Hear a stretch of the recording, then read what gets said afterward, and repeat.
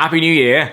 It's the third week of January, but I'm still saying it because I have a theory. I think, given that the first day of this year was a Monday, how are we supposed to function? I mean, that whole week is a write-off, plus we get an extra day in February this year, so let me have this. The relentless march of time is my biggest enemy, but I thought, you know what, let's face it head on. Hello, I'm Dan, I watch a lot of films. Here are the films I'm looking forward to most in the year of our Lord 2024. Something I've wanted to do with my channel for a while is make it like a booktube space, but for movies. So think of this like my TBR, but it's a TBW. I picked out 10 films that I think are the ones most people are gonna wanna go to the cinema and see in 2024, because last year showed that audiences still wanna go and see a movie if the right moment connects them. Barbenheimer was electric. Genuinely one of my best cinema going experiences of the year, to walk into this cinema that I go every single week and it's packed to the rafters with people wearing feathers and sequins, and the energy I felt from the people, the goodwill for Barbie to be incredible, and I thought it was, and then I go away for a while and I come back and I do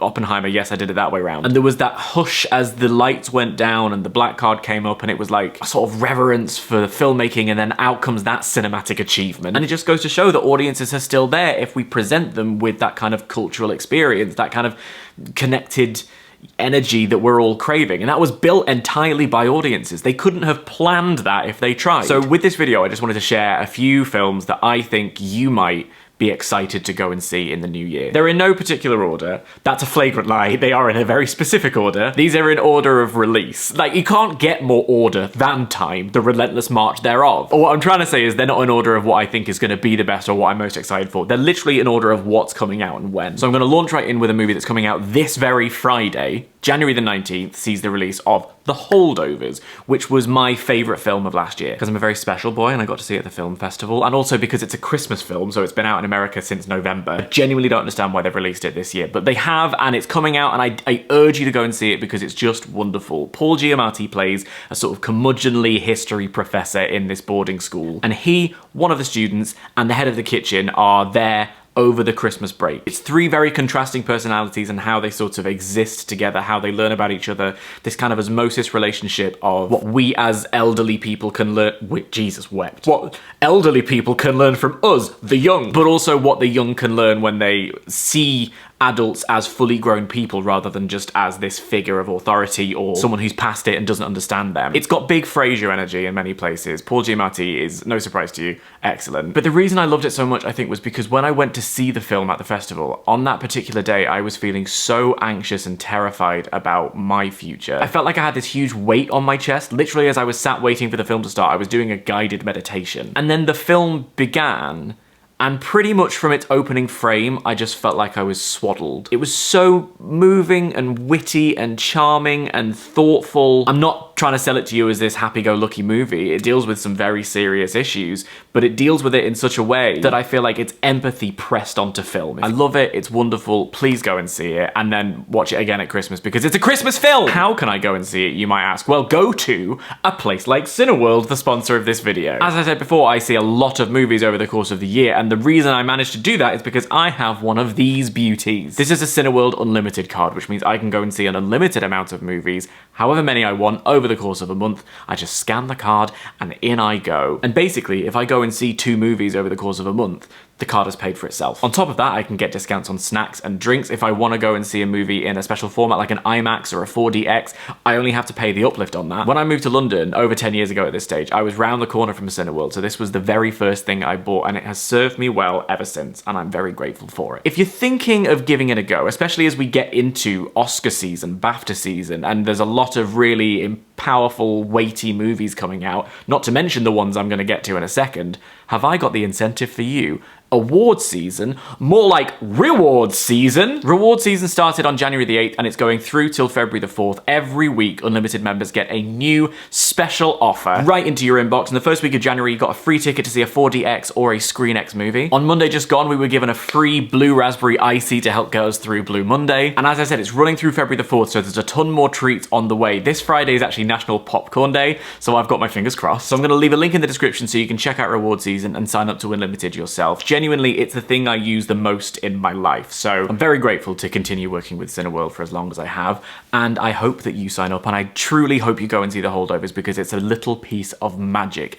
After you've seen that, literally 1 week later, It's The Colour Purple. This is the musical coming out in January where they're not completely pretending it isn't a musical. Yes, that is shade. Based on the Tony Award-winning musical, which is itself adapted from the novel of the same name, an incredible cast. Fantasia Barrano, Taraji P. Henson, her is in this film, I love her. And Anjanou Ellis-Taylor, who was nominated for an Academy Award in King Richard, and was, for me, sort of the heart of that film. I think she's incredible. Just taking a look at the trailer, you can see that it's full of glamour and rich production design. And there are a lot of sort of big statements from critics, those big taglines that get put in every trailer to try and make you go and see the film. But when I've gone and read the reviews and I've actually seen the audience response to this film, I think it's at like 95% on Rotten Tomatoes at the moment from the audience. That response is top, so I'm very keen. That's January the 26th, The Colour Purple. Moving into February, we've got a film called Wicked Little Letters. And when I tell you, I saw this trailer and I'd never heard of it, I hadn't even read a little rumor about this film, I hadn't even seen anything about it, and I became obsessed. This is a film with Olivia Colman and Jessie Buckley, and it's based on a real scandal that happened in 1920s England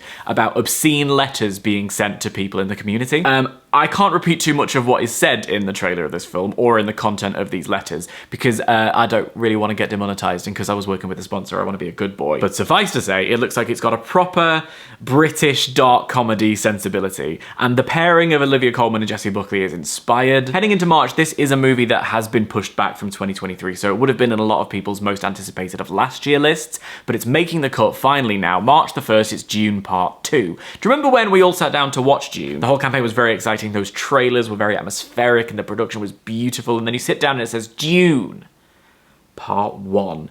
I was like, oh, all right, I see how you're doing this. I see, you've tricked me. Go on. But then the film itself was absolutely brilliant, and I'm very excited to see Part 2. It's Paul Atreides back for revenge, basically. Sticking with the kind of post-apocalyptic sci-fi theme is Furiosa, which is a prequel to Mad Max Fury Road. And that movie is the one I always come to when people talk about Hollywood being out of new ideas, because yes, it's a sequel, it's based on IP, and yet it felt completely original and so fresh, and that was a damn good year for the movie. So I am absolutely here for this film. Anya Taylor-Joy is an actress who is kind of in everything, and that risks overexposure, but she makes such interesting choices, and I mean not just in the project she takes on, but in the performances that she gives, that she's not suffering from the, oh, you again syndrome. Chris Hemsworth's in it, and I didn't notice until they said his name, which is fun. And the thing about George Miller is that I have every faith in this film being the perfect marriage of style, but also substance. I feel like, weirdly, Fury Road was both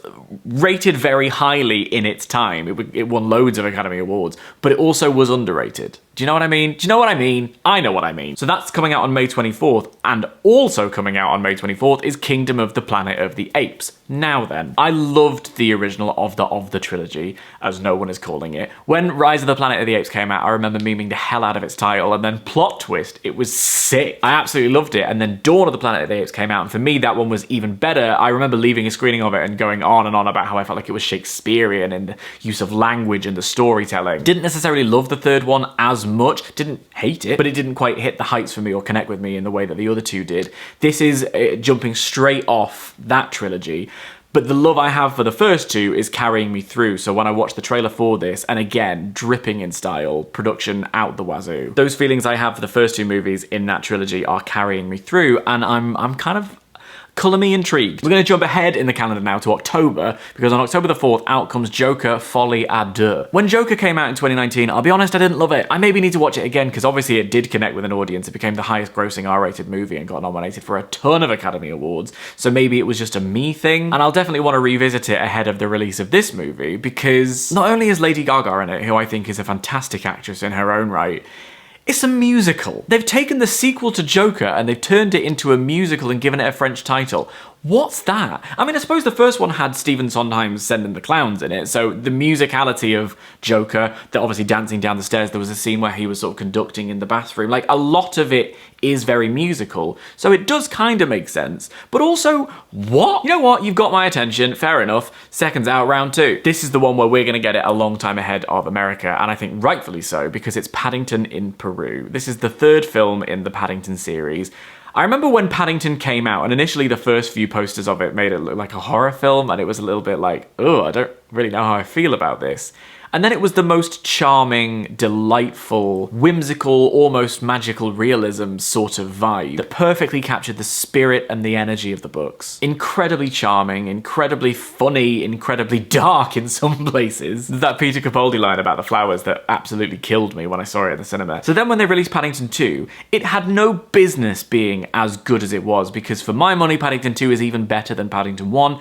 One of the best films ever made. That is a high bar to meet. And with Wonka coming out recently, which is by the same team, I enjoyed myself very much. I found it incredibly charming. I sat there the whole time with a big smile on my face, but also behind the smile, in the back of my head is a voice going, well, it's never going to be Paddington, but I still quite like it. So the Browns are going to Peru to visit Paddington's Aunt Lucy. And look, I mean, I didn't think Paddington 2 was going to be anywhere near as good as Paddington 1, and then look what happened. So maybe this is going to be a Toy Story 3 experience, you know? It's not always true to say that sequels are laws of diminishing returns. And this team, I don't know, they're putting their neck on the line by making another Paddington movie. So I'm gonna go into it. I'm almost certainly going to have a wonderful time. The question is, am I going to cry as much as I did? Well, actually, I didn't get to cry much at Paddington 2 because I saw it with my friend who was wearing decidedly not waterproof mascara, and in the most emotional moment of the climax, I sort of felt my tears welling up. I looked to her. She looked like she was in Kiss. So I spent the rest of the movie absolutely cackling and not really feeling the true emotion of the film. So if I cry at all during Paddington 3, I'm gonna have cried more. Getting to the end of the year now, November 22nd, Gladiator 2. Now this sounds like a joke. It sounds like a meme about Hollywood running out of ideas. The original Gladiator came out in 2000 with this massively successful epic film. And here we are 24 years later and we're getting Gladiator 2. But it's very real and Paul Mescal's in it, which is absolutely fine by me. It's the team who directed and wrote Napoleon, so it's Ridley Scott directing, David Scarpa writing. I didn't love Napoleon, but I think I was in the minority with that. I did, however, love The Last Duel, and I definitely was in the minority with that. So it's not a case of Ridley Scott's not got it anymore. So I'm very intrigued how this one is going to turn out. I'm going to sit there sort of looking at the screen going, all right, let's have a go, you and me. I go into every movie with the expectation that it's going to be a 5-star movie. Even at my most cynical, even when I'm like, I don't know if I'm going to vibe with this, I want to give it the benefit of surprising me. That's why Jackass Forever is a 5-star movie, because how could I go into Jackass Forever with 5 stars in my mind and then take anything away and deliver it exactly what it wanted to be? So there's every chance I'm going to absolutely adore Gladiator 2, even if it does sound like a punchline in 30 Rock. And then finally, November the 24th, this is one I've been excited for roughly 20 years. It's Wicked. I had the original Broadway cast recording of Wicked before the London production was even mounted, so it's one that I have a relationship with for a very long time. And I know I'm not alone in that. I mean, Wicked has its own podcasts and its own communities and fandoms. It was that kind of fascinating, like, original musical that really connected with an audience. Sort of the first one of my generation in the way that I suppose Heathers and Six is now. And when they announced the casting of Ariana Grande and Cynthia Erivo as their 2 stars, Cynthia Erivo especially is just so captivating and magnetic as a screen presence, and what a voice. And then you've got Ariana Grande, and I think we've all heard those sort of like filmed from across the river away from the studio, listening to her, the grainiest of audio. Was that released by accident, or was that a specific targeted leak to get people excited, or I don't know. All of that gets me very excited, but then I think about this picture. This is the only image they've released of Glinda so far. The one they've released of Elphaba is amazing. Like, that's really, it says a lot about the choices they're making in the design. But this is so... Is that Glinda? Are you sure? I don't know. I can't really see anything here. It is incredibly difficult to adapt a stage musical to film because they are completely different mediums that work in completely different ways. I still look at something like Chicago as the very best example of adapting a stage musical to screen because it understood specifically film language, theatre language, and how to find a marriage of the two. In contrast, The Producers, which is another film I love to be fair, is more of like a filming of the stage show, even transposing the jokes directly in a way that just doesn't work on film. And this is John M. Chu, who has history with musical-related films. He did some step-up movies. He did In the Heights a couple of years ago, which wasn't for me, but then again, In the Heights isn't for me. So he definitely knows his way around musicals, but then Tom Hooper had done Les Mis before he did Cats. So Wicked Act 1, as I suppose it's going to be, has an awful lot to live up to. A lot of expectation, a lot of weight carrying, a lot of hopes and dreams and stopped starts. It's been rumoured to be made for literally decades at this point. So I have nothing but the best hopes for it, and I know for a fact that the second I hear that ba ba ba ba ba ba right at the beginning, I'm gonna feel chills. I'm gonna feel goosebumps all over my body. Anyway, that's my list of the films I'm very excited to see this year. I'd love to know any that you've got your eye on. Please do pop them in the comments. And I hope to see you at a Cineworld near you soon. Thanks again to Cineworld for sponsoring this video. Yeah, that's it. Let me know if you want to see more of this type of thing. I'm going to be doing reviews over on my Patreon. I haven't worked out exactly how that is going to be, how that's going to look, but my Patreon is getting a redevelopment in February, and that is where a lot of the movie review stuff is going to be. I've also just subscribed to Letterboxd because why not? I'll let you know what that is when I've actually started doing it. So yeah, in the meantime, hopefully more FilmTube, BookTube content soon. Thanks for watching. Have a lovely rest of your day, and I'll see you the next time I make a video. Maybe next week, maybe the week after, but very soon. Bye-bye now.